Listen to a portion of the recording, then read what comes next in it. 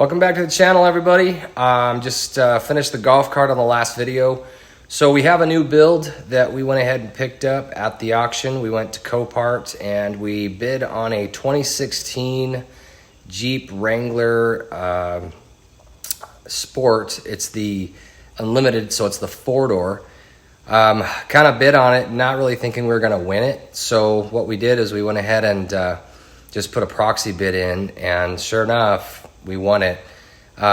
When we went to the auction, I didn't video a few things just because they're kind of sticklers over at Copart and they don't really allow you to video things there, just for privacy reasons. So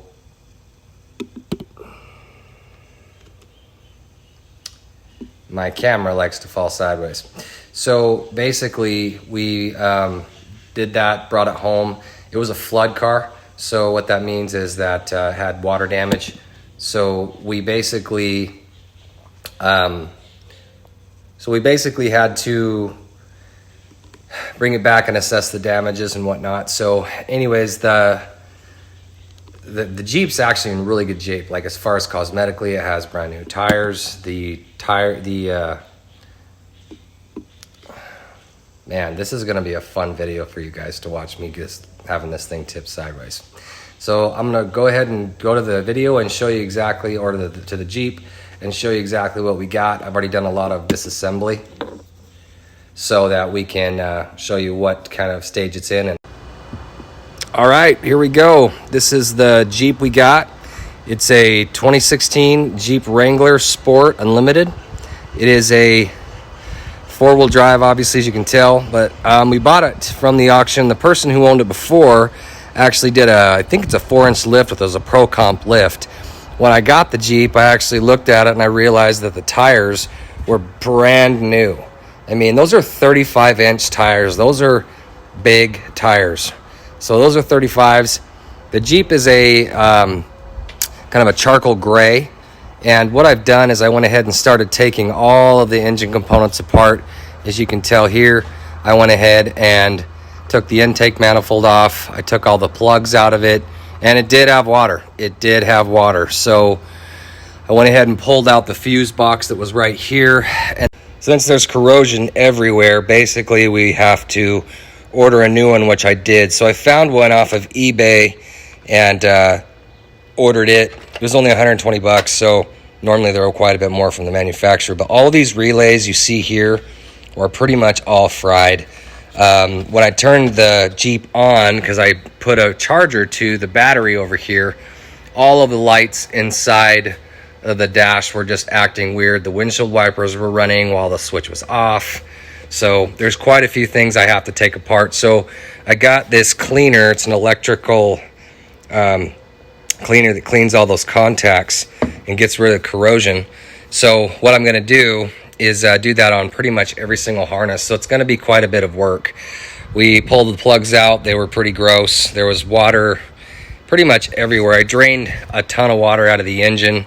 I still have to do the transmission, but you know, we don't know what we're going to be looking at the further we dive into it. So if we're looking at the engine inside, hopefully there's no bent rods, and I put some Marvel Mystery Oil in there to try to, you know, treat any of the issues with any rusts or anything that may have gotten stuck. But as you see here on the front, you can tell the Jeep went pretty much underwater. I mean, I've got a fish bowl for a headlight right now. So we'll go around to the inside and we'll show you how that looks.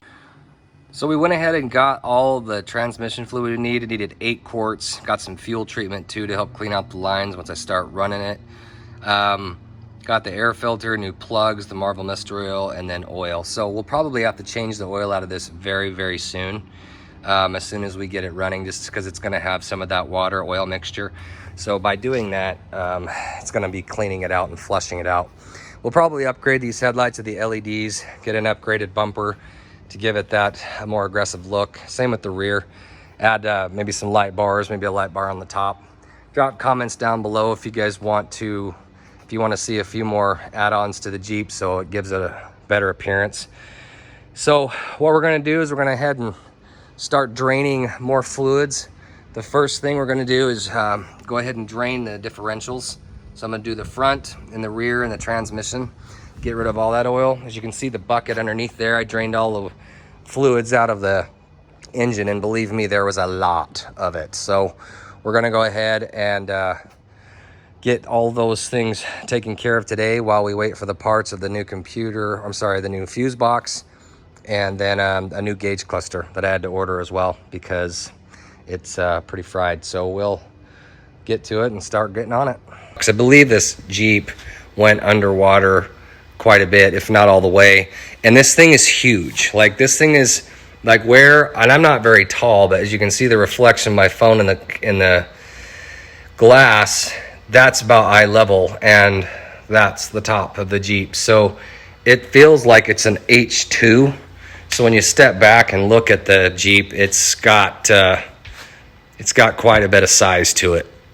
But all in all, in the interior, looking in here, it doesn't have a ton of upgrades. It's just like your typical black and then your cloth seats so you can go off-roading.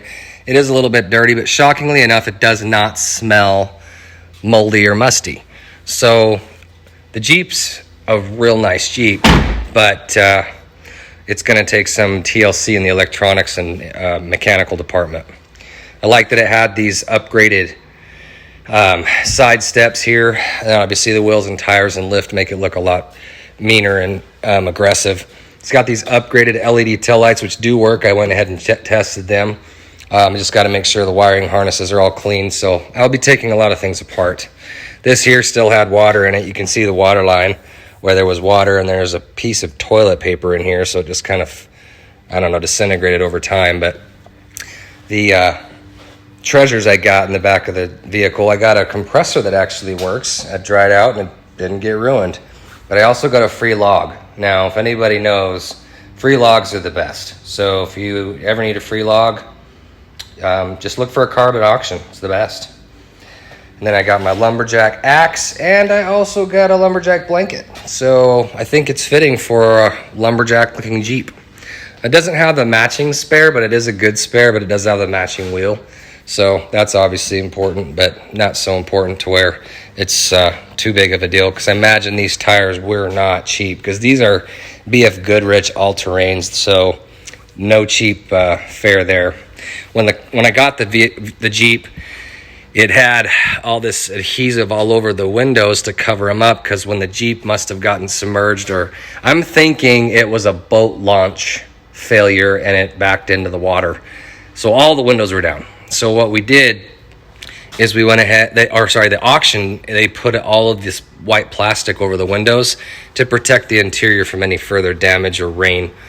But fortunately it aired out, because here in Phoenix it's been 110 plus for the last 2 weeks.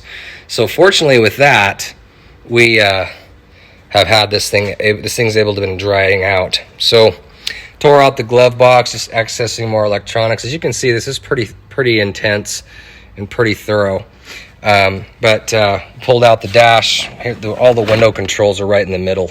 So I've got to clean out this. One side's working for the passenger side. That's how I got them up. But the driver's side does not have a connection. So I'm getting power signals here and there mixed throughout. But replacing that fuse panel and all those relays, and then also cleaning the computer contacts out, is going to help tremendously. I'm probably going to have to get a new control for the heater. And then as far as electronics go, I'll probably have to get a new stereo, because it's funny, because this is a 2016. It has 41,000 miles on it, and you think something that's a Chrysler product, because in 2013 is when they came out with their touchscreen, but they have this deck in here. This is like early 2000s nonsense. So we'll be putting a nice touchscreen in it, and we'll be hopefully adding a backup camera as well to give it a little extra safety when you're backing up. So we'll check out the other parts of the Jeep here in a sec.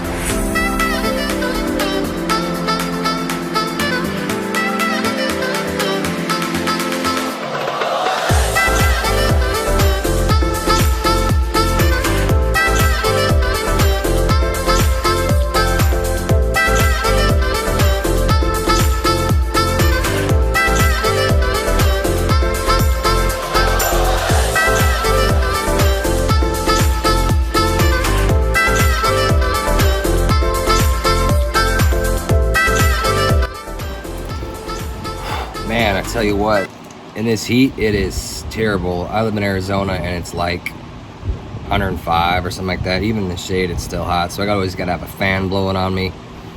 But anyways, we got the diffs cleaned out, put the caps back on, or the differential covers. And then I looked at the silicone, and I have to let it dry for about 24 hours. So I'm gonna hold off to put the fluid in it, just so we don't have any leaks. Letting the transmission kind of drain out right now, and then also the just drip out, and then the transfer case, we're gonna go ahead and probably get it filled real quick. I rinsed it out with some cleaner, so most of the stuff's out of it, and then we're gonna go ahead and do that. But yeah, I've got to order a transmission filter because I went to the parts store and they're like, yeah, it doesn't have a filter. Yeah, it's got a filter. So yeah, so I got to order a few parts for it, and wait for them to come in. But in the meantime, we'll keep doing the doctoring up and get it closer to hopefully getting started. I didn't mention this on the video as well, but I also replaced the starter. I took it into AutoZone and they tested it and it was a no-go. So I had to buy a new starter for it, put it in there. Install is super quick. So hopefully when that fuse panel comes in, we can get everything put together, hopefully crank it over, blow the water that's potentially in the cylinders out, because I left the spark plugs out intentionally, so no other fluids can obviously build up in there. If anything, they're just evaporating, probably causing a little surface rust. But hopefully once we get it started and start running the stuff through it, I'll probably have to change the fluids a few times just to make sure. The differentials I won't have to, because the differentials they're pretty cleaned out. I drained those things dry and dabbed them all and wiped them all out. So, but the transmission and transfer case will probably need to flush the transmission after it's done, and then the transfer case I'll probably need to do one more drain on it once I run fluid through it for a little bit. Probably just drive it around town and put a few miles on it and let it kind of circulate and get rid of any water in there, and then drain it out and refill it again. Fortunately, it's just automatic transmission fluid, so it shouldn't be too big of a deal to put it in there and replace it, and it'll be good to go.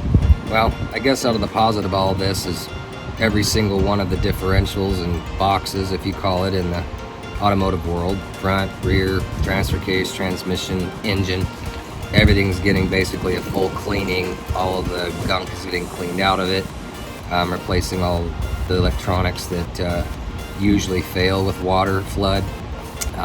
Fuse panels usually the biggest issue, where you start to see the gremlins come through. Taking apart each individual harness and then using my cleaner that I used for it. So this stuff, I heard, is pretty proven, so hopefully it does the job when we get it all put together. But yeah, kind of a lone wolf on this job so far. My kids started school today, so might as well make the most of it while they're in there doing the online stuff, while I'm trying to get this thing all dialed in and trying to hopefully get it working sooner than later. It's going to take a little bit and some fine tuning, but I think we'll get it there and it'll be a good running vehicle. But we'll see what's up.